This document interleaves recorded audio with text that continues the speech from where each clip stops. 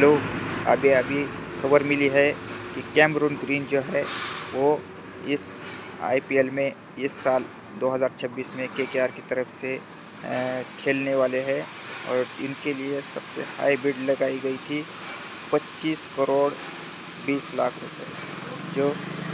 जो केकेआर की तरफ से लगाई थी। आखिरी तक चेन्नई वालों ने बहुत कोशिश की लेकिन उनको कामयाबी नहीं मिली और ग्रीन इस साल आपको दिखने मिलेंगे केकेआर की तरफ से। और अ, इस जो पहला सेट था उसमें जैक ब्रदर्स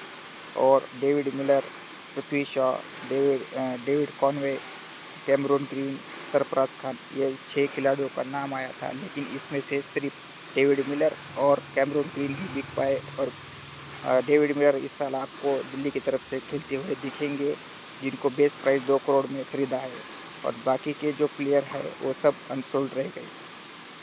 थैंक यू।